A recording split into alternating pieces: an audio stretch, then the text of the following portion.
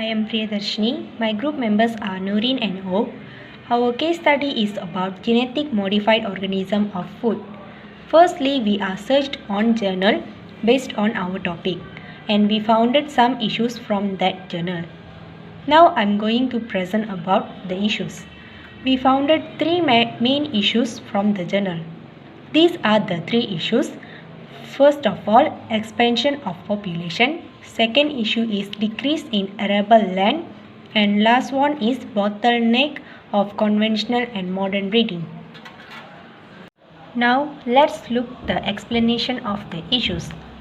Firstly, expansion of population.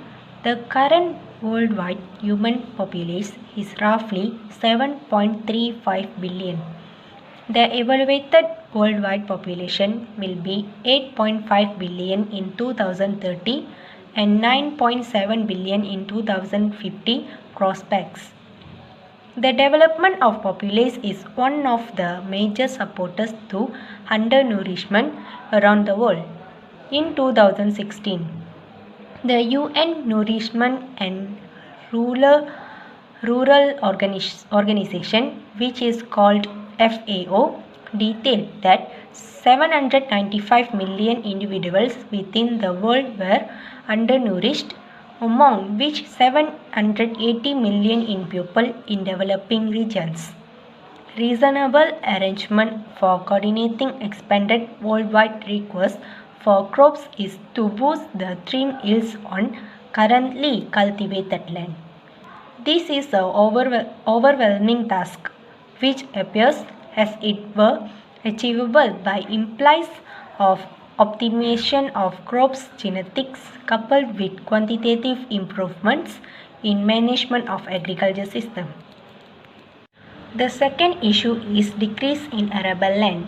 The FAO estimated that by 2050, the limited amount of arable land available for food production per person will decrease. The problem of population growth and malnutrition is complicated. Nevertheless, our capacity to put extra land under cultivation seems minimal. The alternative is higher yields per acre, which in turn will come from greater input from agriculture, such as fertilizer, water, control of pests, genetic improvement. This scenario is exacerbated by a range of complicating factors, which are increased demand for biofuel, rapid urbanization, and restriction of water supplies. Lastly, bottleneck of conventional and modern breeding. In terms of expressing any desire properly, traditional breeding relies on the sexual crossing of the parental line with another parental line. To pick and dilute irrelevant or undesirable characteristics for the desired characteristics, breeders choose the best progeny and cross it back to the of their parents. The method usually takes several years before the desired future that can be measured in eventually expressed and further extended to commercially useful numbers by traditional breeding. In fact, nowadays genetic variety is limitless, so we operate in a restricted space for improvement. Modern methodologies can increase this space by utilizing chemicals or radiation to introduce new malnutrition variation. However, these are blunt instruments that result in improved traits only by random chance and sparse luck. Taking into account these realities, the advent of biological technologies and the growth of GM foods promise to reduce production timelines for new strains and to provide optional strategies for achieve sustainable global food security. Hello, my name is Ho Jan An. Now I'll be talking about what is GMO food. Genetically modified organisms, as known as GMOs, can be defined as organisms like plants, animals, or microorganisms in which the genetic material has been altered in a way that does not occur naturally by mating or natural recombination. The technology is often called modern biotechnology or gene technology, sometimes recombinant DNA technology or genetic engineering. It allows selected individuals to be transferred from one organism into another, also between non-related species. Food produced from GM organisms are often called GM food. In 1930, the chemical caucasin was used to generate polypeptide embryo cells, which are fertile. Critical would seem unambiguously to fit the definition of GMO, even if the genetic modification is somewhat primitive by current molecularly biological standard.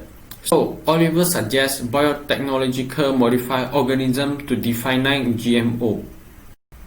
Continue with modification of the chemical composition in food. Genetic modification is to enrich certain nutrients or substances having high therapeutic and pro-health value, including vitamins A, C, E, unsaturated fatty acid, elementary cellulose, and probiotic.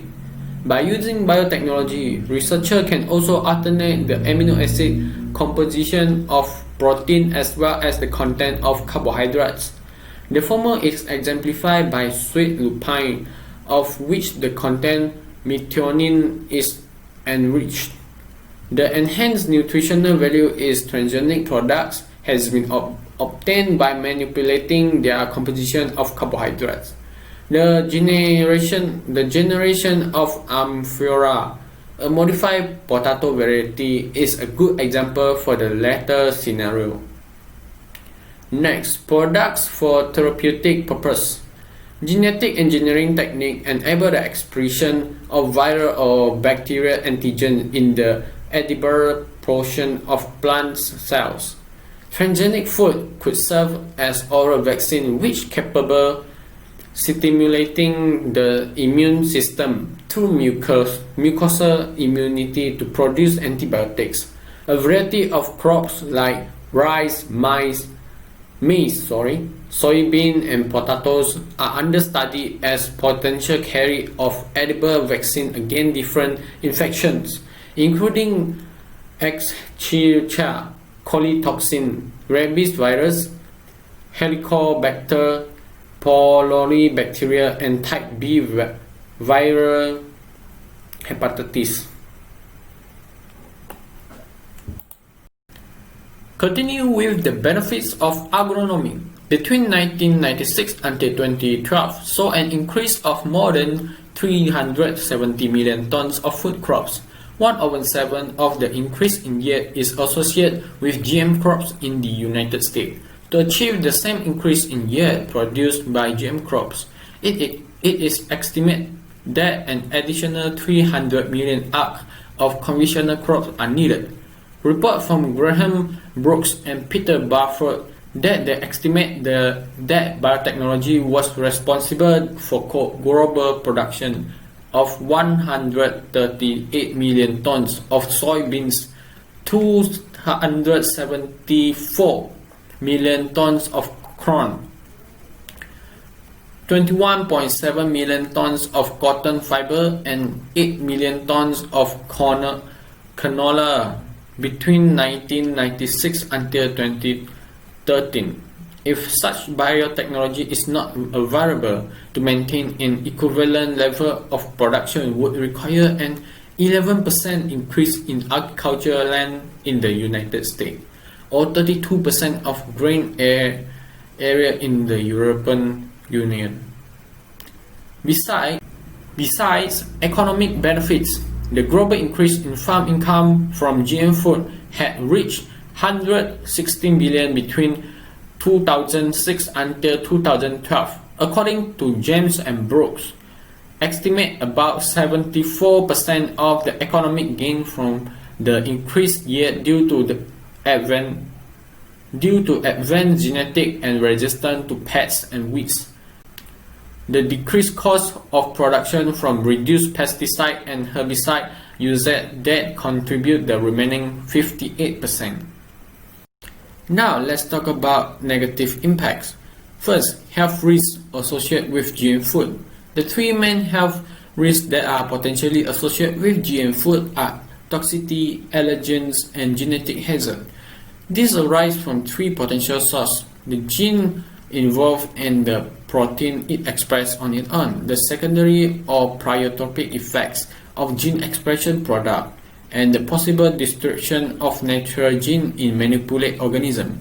The modified plants is engineered with genetic information from Bacillus thuringiensis to provide plants with resistance to specific insects. Several cases have been reported of allergic reaction in consumers after consuming Starling corn.